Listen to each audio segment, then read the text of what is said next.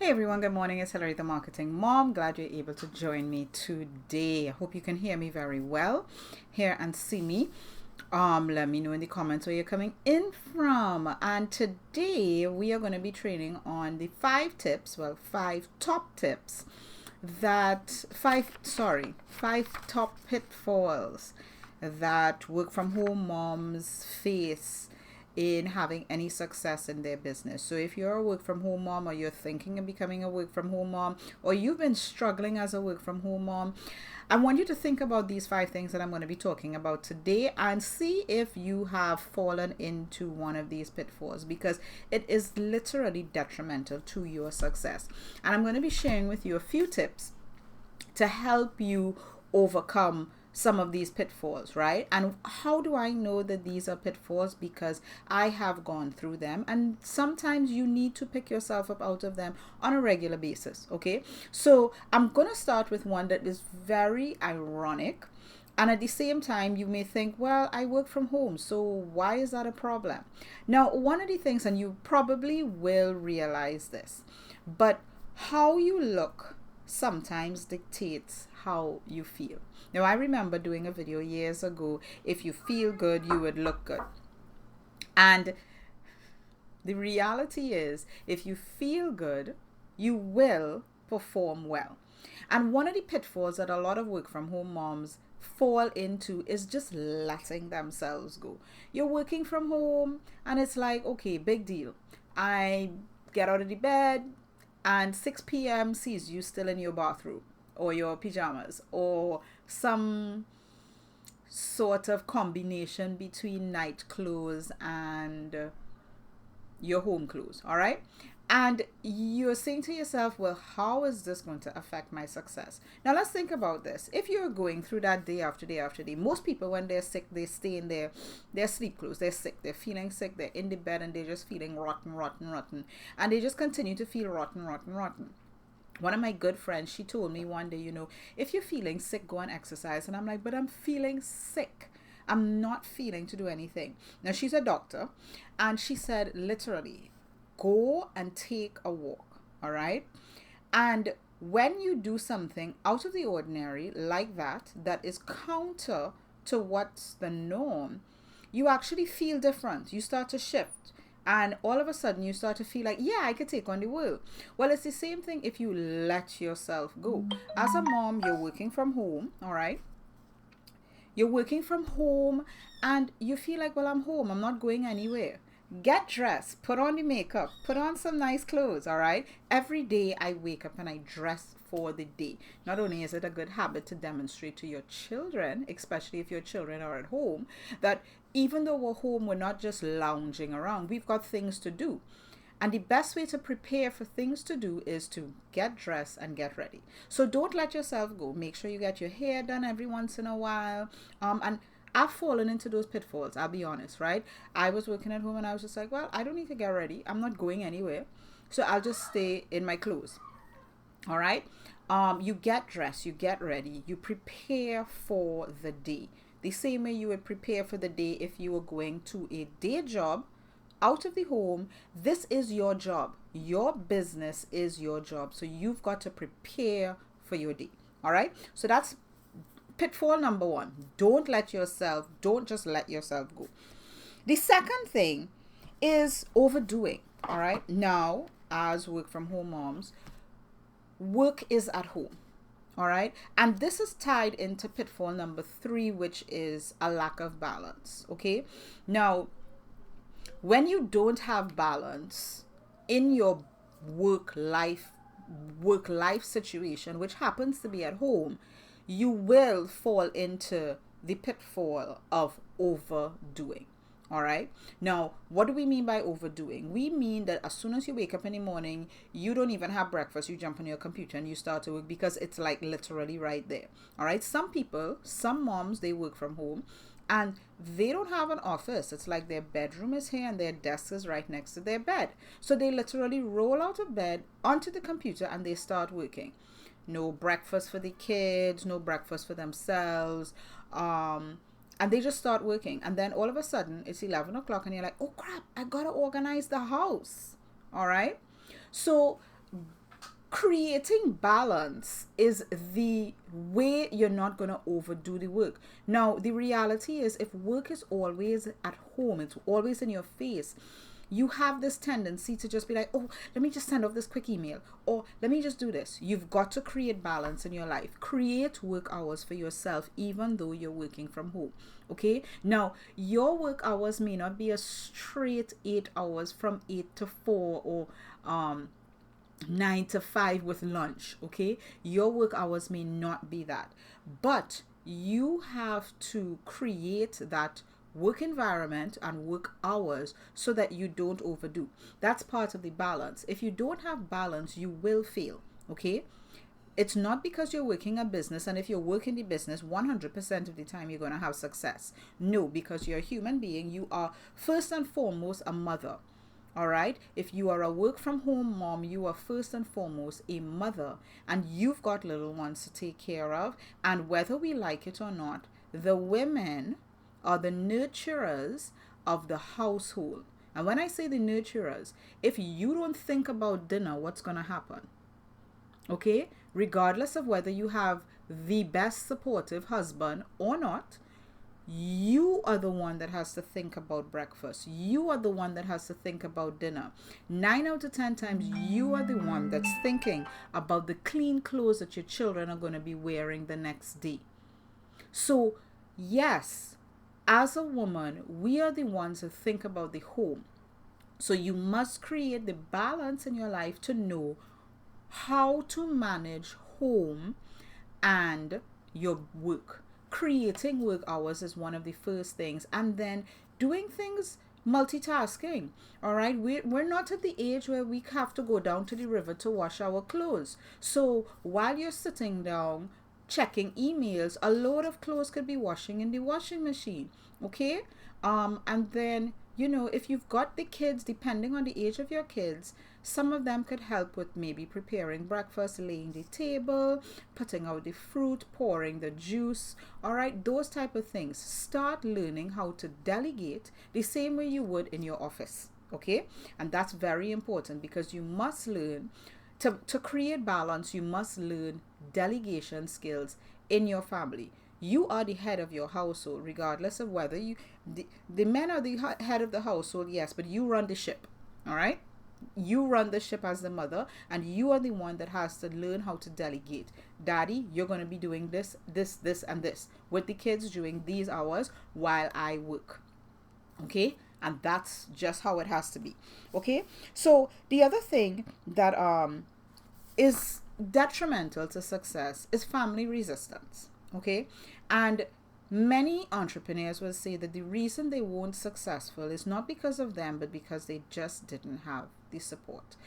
The family resisted them, whether it's their parents, whether it's their husband, whether it's the older children saying, Mom, we're never going to see you if you start working. All right, especially for those moms who were probably stay-at-home moms, and you didn't you basically ran the house, but you didn't have a business to run at the same time.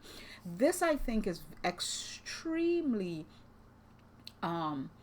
detrimental to success if you don't have support, because you can have all the motivation and you can have all the will, but most successful female entrepreneurs have always had the support of their family.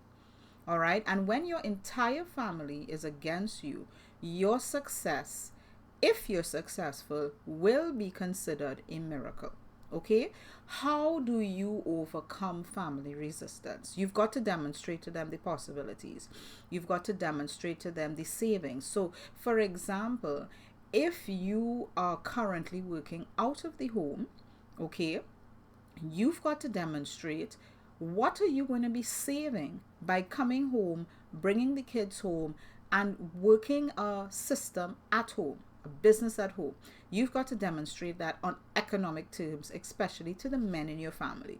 All right. And then for those who want to spend more time with you, you need to demonstrate that by creating balance, you're going to be able to spend more time and be there for the kids. If your kids are going out to school, all right, mine are homeschooled, but if your kids are going out to school, Don't you think they would love it if their mom is home every afternoon when they come home from school? Or that their mom picks them up and not some stranger? Those are things that you need to sell in order to make sure that you don't get the family resistance. Because without family support, you are sailing across the dark sea all by yourself. You need people in your boat to help you. You need people in your ship to help you, and they need to be on board with what it is that you're pursuing. All right. And then the last thing that I'll say, the last two. So isolation is something that tends to happen very easily when you are a work from home mom. Okay. And what do I mean by isolation? Well, you're working from home. Your kids are at home. 9 out of 10 times, most of the services that you can get are either brought home or you go and you pick them up. And you become a kind of like a little silo where it's just you, because you're not going out into a workplace and interacting with people. You have no need to really. And you're doing a lot of interaction on the computer, especially if you're doing a type of business or job where everything is on the computer. So you can end up becoming very isolated and all by yourself. All right. So it's important that you, again, create the balance and schedule time for adult interaction. Schedule date nights with your husband if you're married. Schedule girls' night out. Go to the park with your kids and interact with other parents if it's allowed. You got to do things that get you out and not create a little, let's say, snow globe around you. All right, so that you now feel very isolated and all alone. Getting into communities, even if it's online communities, but even the online communities, if they could become, where you go out and you interact with people. All right. A lot of people are going to tell me, well, we can't do that now. But yes, isolation plays a huge factor in your ability to succeed. You can't do it alone. I keep coming back to the analogy of the ship. A ship is not just run by the captain. You've got the ship, you've got the maskmen, you've got the people down in the hull, so you have to create that community around you to make sure that you don't think that you're in it alone and that you don't create the situation where you are all by yourself. Okay. And then the last thing I'd say is professionalism. A lot of people, they think that, okay, you work from home and it's like, well, I could jump on a meeting in my pajamas. Well, we've seen from various and numerous television broadcasts that even though you're working from home, you've got to be professional. You can be yourself and you can be casual, but you still have to operate with a certain level of professionalism, and that can make or break your system. Some people call it the brand. All right. I had a mentor recently tell me that her mentor shared with her that the reason she's not making any money is because she's got a $27 brand or $47 brand. And it's important that you elevate yourself to a level of professionalism. All right. I went through that phase as well, and it kind of has to do with letting yourself go. Okay. You don't want to let yourself go, because then it impacts your ability to exude the professionalism. If you've got emails at gmail.com is not as professional as at yourbusinessname.com. Okay, having a website, having a professional presence on social media. I've talked about this. All right, there's some things that social media doesn't need to see, and then there are other things that they do. All right, so you need to be able to stand firm in your. I'm not saying you've got to be all suited, tied, and everything, but you've got to have that professional outlook. The people who advance in their careers generally are a little more professional than those who are like, whatever. Okay, let's just be honest.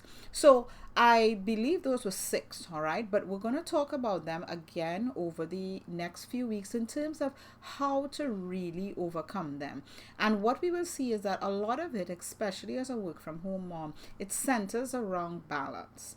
Balance is so important, and if you don't have it, then there are many things that are just going to fall to the wayside. All right, if you let yourself go, you're going to lack professionalism, first in your image and then in every other aspect of your business. You can't overdo work. Just because, and I am guilty 100% of this. All right, there are nights when sometimes I'm up until midnight, and I'm not saying that there are not days that you're going to have to do that. There are going to be times when you're definitely going to have to stay up a little later. It's just like, when we were back in college, you stayed up until midnight to finish that paper. All right, but it wasn't every night that you stayed up until midnight. You still had balance, and you didn't overdo the work. Okay, getting family resistance and overcoming that, you've got to sell yourself and you've got to sell your business first and foremost to your family. That is how you will overcome that pitfall, because that, I have seen it time and time again, is one of the driving factors of many work from home moms' success. If you don't have the family support, your chances of success are slim to none. All right, so hope this has been a very informative video for you. Please share with your work from home moms, stay at home moms thinking about becoming a work from home mom. And if you want to learn more about how to do that, just give me a comment below or send me a direct message. Send me a friend request, send me a direct message, and we can chat about different ways that you can become a successful work from home mom. All right, have a great day, and I'll talk to you soon. Bye, everybody.